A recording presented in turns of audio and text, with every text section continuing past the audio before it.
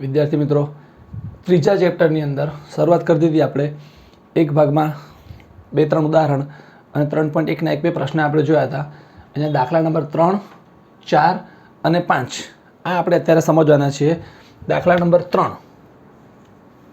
દાખલા નંબર 4 અને આ જે છે એ રકમ લખી છે ભાઈ. એના પરથી આપણે દાખલા નંબર 5 સમજવાના છે અને આ જે છે એ 5માની રકમ લખી છે મેં. સૌથી પહેલાં તો યાદ આપણે કરી લઈએ, આગલા ભાગના વિડીયોની અંદર આપણે 3 સૂત્ર વિશે સમજૂતી મેળવી.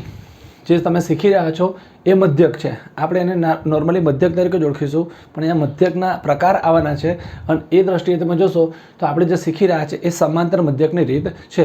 તમે આ પ્રકરણમાં કેટલા મધ્યક શીખવાના છો મેં અગાઉના વિડીયોમાં એના નામ આપ્યા છે તમને, છતાં પણ એક વખત આપણે એના નામ ફરીથી યાદ કરી લઈએ.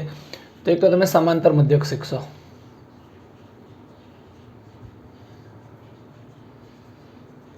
ત્યાર પછી તમે મિશ્ર મધ્યક શીખશો, મિશ્ર મધ્યકની રીત. ત્યાર પછી આવશે ભારિત મધ્યક,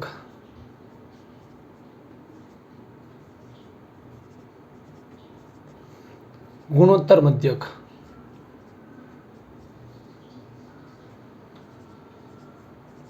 આ 4 આપણે શીખવાના છીએ. 3.1 જ્યાં સુધી આપણું ચાલશે તો 3.1ની અંદર જ આપણે અત્યારે આગળ વધી રહ્યા છે. 3.1ના જ આ બીજા 3 દાખલા આપણે શીખી રહ્યા છે. તો એના અંદર સમાંતર મધ્યક એટલે સાદો મધ્યક જ છે, જે તમે ધોરણ 9-10ની અંદર શીખ્યા છો, જે આપણે વાત કરી હતી તે. ત્યાર પછી મિશ્ર મધ્યક અને ભારિત મધ્યક આ બંને 3.2ની અંદર છે. 3.3માં જશો ત્યારે ગુણોત્તર મધ્યક વિશે તમે શીખવાનો છો. પ્રશ્ન આપણે અત્યારે હાલમાં જે શીખી રહ્યા છે એના જ સૂત્રની વાત કરીએ, એટલે કે સમાંતર મધ્યકના જો સૂત્રોની વાત કરીએ તો મેં તમને 3 સૂત્ર લખાવ્યા. એક હતું x બાર બરાબર સિગ્મા x/n, જેનો ઉપયોગ ક્યારે કરીશું?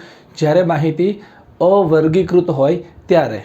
ત્યાર પછી બીજું આપણે સૂત્ર શીખ્યા x bar is equal to sigma fx/n. Sigma fxનો ઉપયોગ ક્યારે કરીશું? તો f અને x 2 કોલમવાળી આપણી માહિતી હોય, એટલે કે તમને જે અવલોકનો આપ્યા છે એની સાથે સાથે એ અવલોકનોની માહિતી આપી હોય, પણ અવલોકો જે છે એ અવલોકન અસતત પ્રકારના હોય. અવર્ગીકૃત માહિતી, અસતત માહિતી. અસતતની સાથે સાથે એક વધારાનો શબ્દ પણ મેં અહીંયા તમને કૌંસમાં લખીને આપ્યો હતો કે જ્યારે માહિતી તમને આપી હોય અને એમાં આ રીતના વર્ગ આપણને આપેલા હોય પણ વર્ગ લંબાઈ સમાન ના હોય, એક સમાન ના હોય, ત્યારે પણ આપણે આનો ઉપયોગ કરીશું. આવું તમને મેં કહું છે. નેક્સ્ટ આપણું જે સૂત્ર છે એ આ છે, ત્રીજા નંબરનું સૂત્ર, કે જ્યારે આ રીતના આપણને વર્ગ આપ્યા હશે અને વર્ગ લંબાઈ પણ સમાન હશે, જેને આપણે કઈ પ્રકારની માહિતી કહીશું? સતત માહિતી. ત્યાં સતત માહિતી સાથે તમારે નિવારક અનિવારક એવો કોઈ પણ પ્રકારનો પ્રશ્ન નથી જોવાનો. માહિતી નિવારક હોય કે અનિવારક હોય, પણ સતત માહિતી, અસતત માહિતી અને અવર્ગીકૃત માહિતી, આના આધારે આપણે દાખલાઓને સમજવાના છે. તો પ્રશ્ન નંબર તમે 3 જુઓ, એકદમ સિમ્પલમાં સિમ્પલ દાખલો છે. માત્ર એક હિન્ટ તમને આપી દઉં, તમે તરત જ દાખલો ગણી લો. માત્ર તમને સમજ જ આપવાની છે. તમે જુઓ, એક્સનું કોલમ છે. આ જે કોલમ છે એનું નામ તમે જોશો તો સ્ક્રૂનો વ્યાસ તમને આપ્યો છે, અને સ્ક્રૂનો વ્યાસ તમે જુઓ તો એક સિંગલ કોલમમાં તમને આપેલો છે, વર્ગ નથી. અસતત માહિતી કહેવાય. અને બાજુમાં તમને સ્ક્રૂની સંખ્યા આપી છે, મતલબ કે એક્સનું કોલમ છે અને એફનું કોલમ છે. બસ આટલું જ તમને કહી દઉં તો તરત જ તમે સમજી જાઓ કે જો એક્સ અને એફનું કોલમ હોય તો આપણે એફ અને એક્સ બંનેનો ગુણાકાર કરી દઈશું, છેદમાં એની સંખ્યા લખી દઈશું અને સરળતાથી જવાબ આવી જશે. તો એટલા માટે મેં દાખલો બિલકુલ ગણીને તૈયાર રાખ્યો છે, તમે ફક્ત જોઈ લો. તો એક્સ અને એફનો ગુણાકાર 30 × 4 35 × 10 આ રીતે આ બંને કોલમનો ગુણાકાર થઈ જશે. એક્સ અને એફનો એફએક્સનું ટોટલ મળી જશે આપણને સિગ્મા fx/n, આવૃત્તિનું ટોટલ. અહીંયા તમે ભૂલમાં આ ના લખી દેતા કે 1 2 3 4 5 6 7, તો એ સંખ્યા લખી દેવાની છે. n બરાબર સંખ્યા ક્યારે લખીશું આપણે? માહિતી અવર્ગીકૃત હોય ત્યારે. પણ જ્યારે આવૃત્તિ આપેલી હોય તો એ આવૃત્તિનું ટોટલ આપણા માટે n કહેવાશે. તો આવૃત્તિનું ટોટલ સૂત્રમાં કિંમત મૂકી દો, સિગ્મા fx/n, સરળતાથી તમને જવાબ મળી જશે. જે પણ જવાબ આવે ત્યાં આ જે બાજુમાં મેં લખ્યું છે જો મિલીમીટર, મીમી, આપણે એક દાખલો કર્યો જેમાં કિલોગ્રામ લખ્યું હતું. માહિતી તમને જે આપી હોય, તમે જુઓ અહીંયા એક્સ જે છે એ બધા માપ મિલીમીટરમાં છે, સ્ક્રૂનો વ્યાસ મિલીમીટરમાં છે. તો આપણે જે મધ્યક શોધ્યો તો તમે ત્યાં નીચે એક સેન્ટેન્સમાં જવાબ લખી દેજો કે સ્ક્રૂના વ્યાસનો મધ્યક 41 મિલીમીટર છે. જે પણ માહિતી આવે એ માહિતીનો ફાઇનલ જવાબ લખો ત્યારે એ સેન્ટેન્સમાં તમારે જવાબ લખી દેવાનો. આ કામ તમારે દરેકે જાતે કરવાનું છે. હું તમને એક વખત અહીંયા સમજાવી આપું છું કે જો સ્ક્રૂનો વ્યાસ છે તો આપણો મધ્યક એ સ્ક્રૂનો વ્યાસ જ હોય. એક્સમાંથી જ હંમેશા જવાબ તો આપણને છેલ્લે મળવાનો છે, તો તે લખી દઈશું કે સ્ક્રૂનો વ્યાસના મધ્યકની કિંમત 41 મિલીમીટર છે. સિમ્પલ. હવે પ્રશ્ન નંબર નેક્સ્ટની વાત કરીએ તો એ છે આપણા માટે ચોથા નંબરનો દાખલો. ચોથામાં તમે જુઓ તો વર્ગ આપેલા છે અને આવૃત્તિ આપેલી છે. પહેલી વખત જ્યારે તમે આ દાખલા ગણો છો અને જે લોકોને કદાચ 9મા 10મા ધોરણનું બેઝિક કાચું રહી ગયું છે એ વિદ્યાર્થી ખાસ ધ્યાનથી સમજે. અહીંયા તમને જે વર્ગ આપ્યા છે એની વર્ગ લંબાઈ સરખી છે કે નહીં આ તમારે પહેલાં ચેક કરી લેવાનું. જુઓ 10, 20, 30, 40, 50, 60, 70 સુધી બિલકુલ 10-10નું અંતર છે. કોઈ પણ લાઈન ચેક કરી લો, અહીંયા તમે ચેક કરો કે અહીંયા ચેક કરો, પણ છેક સુધી અંતર એક સરખું હોવું જોઈએ, જેને આપણે વર્ગ લંબાઈ કહીએ છીએ. કોઈ એક કિંમત પણ જો અલગ હોય, પહેલી છેલ્લી વચ્ચેની કોઈ પણ એક પણ અંતર જો સરખું ના હોય તો મતલબ કે વર્ગ લંબાઈ સમાન નથી. ત્યારે આપણે રીતને બદલીશું. અહીંયા વર્ગ લંબાઈ સમાન છે. હવે તમને મધ્ય કિંમત શોધતા તો લગભગ દરેકને આવડતું હશે, છતાં પણ કોઈક વિદ્યાર્થી એવા હોય કે જેને નથી આવડતું અથવા નથી શીખ્યા, તો મધ્ય કિંમત કેવી રીતે શોધીશું આપણે? આ જે વર્ગ આપ્યા છે એ વર્ગના આધારે વર્ગની મધ્ય કિંમત આવે. જે વર્ગ છે એનું મધ્ય બિંદુ તમે બીજું ચેપ્ટર શીખ્યા છો, કદાચ માનો કે 9મું 10મું ના ખબર હોય તો બીજા ચેપ્ટરમાં આપણે મધ્ય કિંમત, વર્ગ લંબાઈ, અધસીમા, ઉર્ધ્વસીમા આખું આવૃત્તિ વિતરણ વિશેનું તો પ્રકરણ હતું, એટલે તમને ખ્યાલ હોય. છતાંય નથી ખ્યાલ અને ભૂલી ગયા તો ફરી યાદ કરી લો મધ્ય કિંમત. જો કે ભૂલવાનું નથી, બીજા પ્રકરણના આધારે તો મધ્ય કિંમત સુધીના દાખલા પૂછાતા હોય છે આપણને. ચલો, અધસીમા અને ઉર્ધ્વસીમા આ બેનો સરવાળો અને ભાગ્યા 2 એટલે એની મધ્ય કિંમત મળે. તો 0 + 10 એટલે 10 જ થાય અને 10ના અડધા થાય 5. બરાબર. માત્ર પહેલાં જ વર્ગની મધ્ય કિંમત શોધવાની જરૂરી હોય છે. પછી તમે જુઓ તો 10-10નું અંતર છે તો બધામાં 10-10 ઉમેરતા જઈશું. 10, 20, 30 એમ 10-10નું અંતર છે તો આમાં 10 ઉમેરી દો એટલે અહીંયા થઈ જશે 15, 25, 35, 45, 55 અને 65. એનું ટોટલ કરવાનું હોતું નથી. હવે પ્રશ્ન આવશે નેક્સ્ટ કોલમનો. અહીંયા તમે 10મા ધોરણમાં જે શીખ્યા હતા એ FIUIની રીત હતી, એક્ઝેક્ટ એ જ રીતની અહીંયા આપણે કોપી કરવાની છે, પણ FIUIના બદલે અહીંયા આપણે FD લખવાનું છે. બરાબર. તો એના માટે ડિફરન્સનું કોલમ બનાવવું પડશે. ઘણા વિદ્યાર્થી અહીંયા આવ્યા પછી જો F અને Xની રીત કરી શકે છે, આમાં આપણને કોઈ રીતનો ઉલ્લેખ નથી, ત્યારે તમે આ બંનેને પણ FXને ગુણી કાઢો તો સિગ્મા FX છેદમાં n કરશો, આનો જવાબ તમને મળી જશે. પણ વર્ગવાળા દાખલામાં આપણે એક વધારાની રીત પણ શીખી રાખીએ, જેના કારણે ઓપ્શનમાં તમને ખ્યાલ આવે કે આ પણ આપણી પાસે રીત છે. અને જ્યારે આ અવલોકનો બહુ જ મોટા હશે તો ગુણાકાર બહુ જ મોટો થઈ જશે. એવા મેં ગુણાકારને નાનો કરવા માટે થઈને આને ટૂંકી રીત દ્વારા દર્શાવવામાં આવે છે. તો ડીનું કોલમ બનાવવું પડશે. x - a છેદમાં c. એ એટલે ધારેલો મધ્યક. આ જે x છે, xનું જે કોલમ છે મધ્ય કિંમતનું, એમાંથી કોઈ એક સંખ્યા આપણે ધારી લઈશું, જેને બધામાંથી બાદ કરીશું, એને એ વડે દર્શાવીશું. અને c એટલે વર્ગ લંબાઈ. સરળતા ખાતર હંમેશા હું તમને જે દાખલા ગણાવીશ એના અંદર પ્લસ માઇનસની ભૂલ ના પડે એના કારણે આમાં આપણા અવલોકનો નાના થઈ જ જવાના છે. આપણે ઓલવેઝ પહેલી કિંમત ધારીશું. જે કિંમત તમે ધારશો એ પહેલી જ કિંમત રાખવાની, એના સામે 0, પછી 1, 2, 3, 4, 5 અને 6. આનું પણ ટોટલ ના થાય. તમે ગણતરી કરીને જોશો તો પણ આ જે જવાબ આવશે, x એટલે આ બધી કિંમતો, એ એટલે ધારેલો મધ્યક આપણે 5 ધાર્યો છે તો આ બધામાંથી 5 માઇનસ કરો, અને c એટલે વર્ગ લંબાઈ 10-10નું અંતર છે. બરાબર. અહીંયા હું લખી રાખું છું, એ બરાબર આપણે 5 ધાર્યા છે અને c બરાબર 10-10 એની વર્ગ લંબાઈ છે. આ હું દર વખતે નહીં લખું, એક વખત લખી દઉં છું. તમે બાકીના દાખલાઓમાં લખીને પણ એને દર્શાવી શકો છો. પણ ગણતરીનો આ ભાગ છે, જુઓ 5 છે, 5 - 5, 5 - 5 તો 0 થઈ જશે. પછી 15 તો 15 - 5 એટલે 10, 10/10 એટલે 1. આ રીતે એની કિંમતો એક્ઝેક્ટ જ આવવાની છે. તો 0, 1, 2, 3, 4, 5 જ્યાં સુધી છે ત્યાં સુધી લખી દો. હવે આપણો ગુણાકાર થશે, આ Fનો કોલમનો ગુણાકાર D સાથે કરવાનો છે.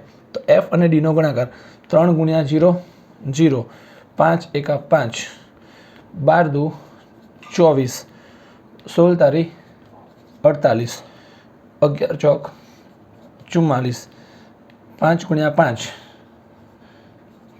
25, 4 × 6 = 6 × 24. હવે આપણે એનું ટોટલ કરી દઈએ એટલે મળી જશે આપણને FD. તો F અને Dનો ગુણાકાર કરીએ તો 5 + 24 + 48 + 44 25 અને 24, જેનો જવાબ આવે છે 170. બરાબર. ફરી ચેક કરી લઈએ. 5 24, 48, 44, 25, 24, 170. હવે એનું સૂત્ર આવશે. કોષ્ટક આપણું તૈયાર થઈ ગયું છે.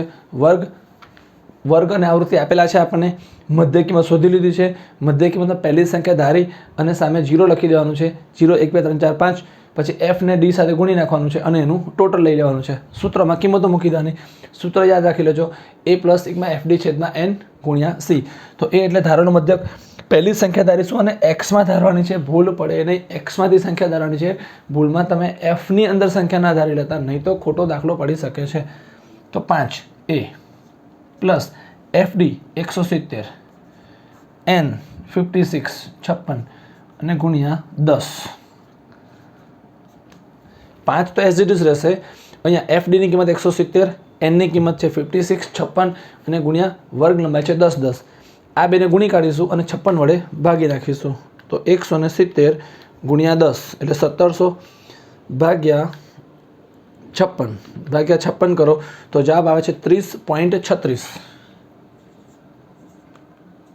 30.36. એમાં 5 ઉમેરી દો એટલે 35.36. કોઈ પણ સંખ્યા ધારો તો બી આ જવાબ આવતો હોય છે. અહીંયા આપણે જે પહેલી સંખ્યા ધારી છે, તમે પહેલી, બીજી, ત્રીજી ગમે તે સંખ્યા ધારશો, પણ જો વચ્ચે કોઈ સંખ્યા ધારશો તો 0ની ઉપર -1, 2, 3માં જવું પડશે અને નીચે +1, 2, 3માં જવું પડશે. એટલે આ માઇનસ અને પ્લસનો જે પ્રશ્ન છે એ જ સોલ્વ થઈ જાય. ઘણાને માઇનસ પ્લસમાં પણ અહીંયા પછી માઇનસનું ચિહ્ન કરે છે અને ટોટલમાં ભૂલ કરે છે અને ઘણીવાર સરવાળા ખોટા મેં જોયા છે, માઇનસમાં જવાબ આવે છે. આ કરાવવા પાછળનું એક જ કારણ છે કે ઘણીવાર દાખલાનું રકમના આધારે આ ટોટલ તમે કરો તો માઇનસમાં ટોટલ આવી શકે છે અને માઇનસમાં આવી અને ભૂલમાં એ ચિહ્ન મૂકવાનું ભૂલી ગયા.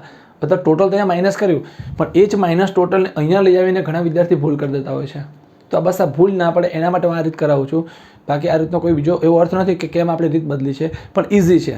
રીત બદલ્યા પછી તમે જોશો તો આ રીત તમને કમ્પેરિઝનમાં વધારે ઇઝી લાગશે અને ભૂલની શક્યતા જે નબળા વિદ્યાર્થી છે એના માટે નીકળી જશે અને હોશિયાર વિદ્યાર્થીને પણ પ્લસ માઇનસનો ડિફરન્સ જે વિચારવાનો છે એ પ્રશ્ન જ નીકળી જાય છે, જેના કારણે આ જ રીત વધારે વિદ્યાર્થી પસંદ કરતા હોય છે. હવે આપણે અહીંયા જઈએ દાખલા નંબર 5માં. 5માં તમે જુઓ જે રકમ આપી છે એના મેં 2 કોલમ લખ્યા છે. અહીંયા રકમ તમે જુઓ, બધાની પાછળ થી ઓછા શબ્દ, જો 4 થી ઓછા, 8 થી ઓછા, 12 થી ઓછા, 16 થી ઓછા, એમ થી ઓછા શબ્દ દેખાય છે આપણને. થી ઓછાની અંદર પણ તમે જોશો તો 4, 8, 12, 16, 20, 4 અંતર આપણને દેખાય છે. તો વર્ગ નંબર તો મળી ગઈ તમને. જ્યારે થી ઓછા કે થી વધુ આપ્યું હશે તો બાજુમાં આવૃત્તિ જે હશે ને એ પણ થી ઓછા સંચયાવૃત્તિ, થી ઓછા છે તો થી ઓછા સંચયાવૃત્તિ. જો આ થી વધુ આપ્યું હશે તો થી વધુ સંચયાવૃત્તિ હશે. એવામાં થી વધુ કે થી ઓછાના આધારે તમારે પ્રોપર વર્ગ અને આવૃત્તિ શોધવા પડશે. તો અહીંયા જે લખ્યું છે ને, વાતચીતનો સમય મિનિટમાં, કોલની સંખ્યા, તો તમે જ્યારે વર્ગ અને આવૃત્તિ બનાવો તો જેમ અહીંયા આપણે ગુણ અને વિદ્યાર્થીની સંખ્યા ચોપડીમાં જે આપ્યું છે લખ્યું હતું આ પ્રમાણે તમારે અહીંયા પણ એના પ્રોપર નામ લખવાના.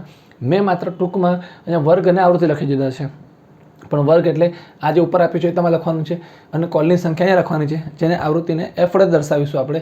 પછી મધ્ય કિંમત શોધીશું, એક્સ વડે દર્શાવીશું, ડીનું કોલમ શોધીશું, x - a છેદમાં c અને પછી એફ ડીનો ગુણાકાર કરીશું. હવે આના પરથી આવૃત્તિ વિતરણ બનાવતા શીખો. જ્યારે થી ઓછા કે થી વધુ આપે તો મૂળ આવૃત્તિ વિતરણ બનાવતા આમ તો તમે પ્રકરણ નંબર 2માં શીખ્યા છો. યાદ કરો કે જો થી ઓછા હોય કે થી વધુ હોય તો તમને જે બિંદુઓ આપેલા હોય એ કયા સીમા બિંદુઓ કહેવાય? બેમાંથી એક જ હોઈ શકે, કાં તો અધર સીમા બિંદુ અને કાં તો ઉર્ધ્વ સીમા બિંદુ.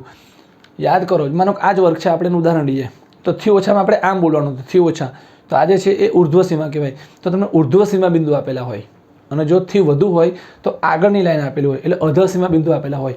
એકદમ સરળતાથી તમારે જોવું હોય તો તમે 4 અંતરે 20 સુધી આપેલા છે અને થી ઓછા મતલબ આ બાજુની લાઈન તમને આપેલી હોય, બીજી બાજુની લાઈન, મતલબ કે તમને આ આપેલું છે તો 4, 8, 12, 16 અને 20 આ આપણને આપેલા છે એવું તમે સમજી લો. હવે આગળ આપણે વર્ગ બનાવવાનો છે, માઇનસ નથી કર્યું, વર્ગ માટે તેને અમે લખ્યું છે અને આગળ કોઈ સંખ્યા આવશે એટલે કોઈ સંખ્યા જેમ કે 10 થી 20, 20 થી 30, 30 થી 40 જે વચ્ચે ડેશ આવે છે ને એ દેખાય છે. કન્ફ્યુઝ ના થતા પહેલાં ધ્યાનથી જોઈ લો. 4 અંતર છે તો 4 અંતરે તમને થી ઓછામાં આ જે લાઈન આપી છે એ આ લાઈન આપેલી છે. હવે 4 અંતર છે, બધામાંથી 4 આપણે માઇનસ કરીએ તો 4માંથી 4 જાય તો 0 જ આવે, 0, પછી 4 થી 8, 8 થી 12, 12 થી 16, 16 થી 20 થઈ ગયું ને. પછી તો આ જ નીચે ઉતારતો આવવાનું હોય ને, સિમ્પલ સંખ્યા. તો મતલબ 4 અંતર છે હવે એની શોર્ટકટ રીત, આ તો મેં તમને ટેકનિકલી રીત બતાવી. શોર્ટકટ રીત પ્રમાણમાં ધ્યાન રાખો તો 4 4નું અંતર છે, એટલે આપણે જે વર્ગ બનશે એ 4 થી 8, 8 થી 12, 12 થી 16, 16 થી 20 આવા બનવાના છે. તો તમે જોઈને સમજી જશો પ્રેક્ટિસ કર્યા પછી.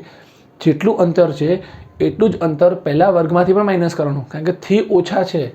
તો 4 4નું અંતર અને 4 થી ઓછા 4 એટલે 0 થઈ જાય.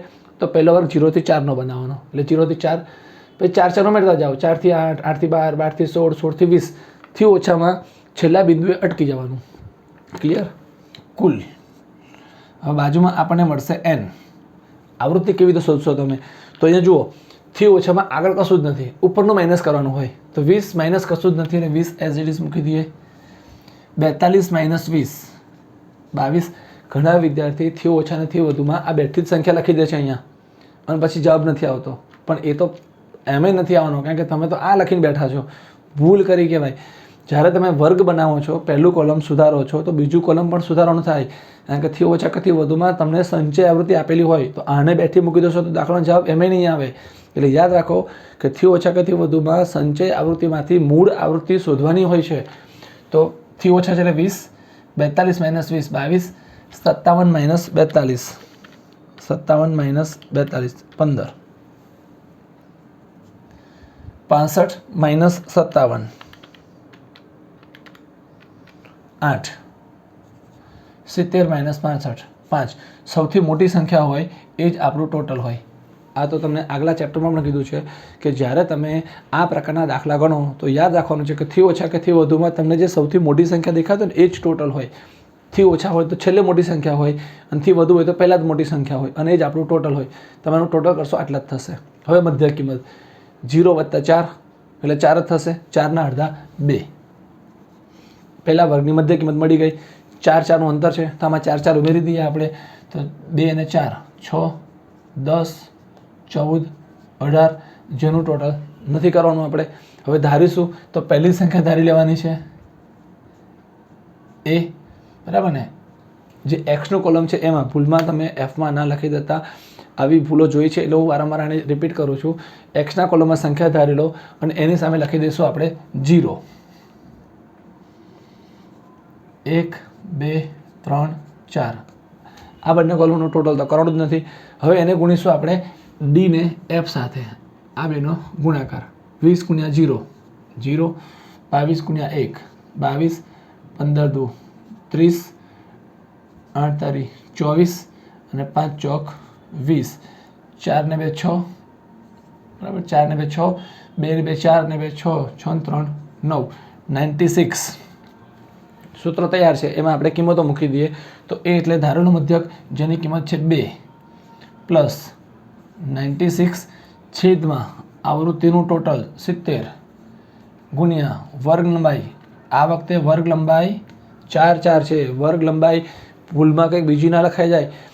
એમાં 10 હતી, અહીંયા 4 છે, એટલે વર્ગ લંબાઈ છે જે તે વર્ગ પ્રમાણે જોઈ લેવાની. અને ક્યારેક ક્યારેક નિવારક અનિવારકમાં ભૂલ પડતી હોય છે.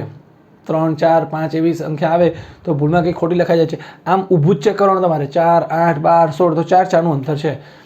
96 ગુણ્યા 4 ભાગ્યા 70.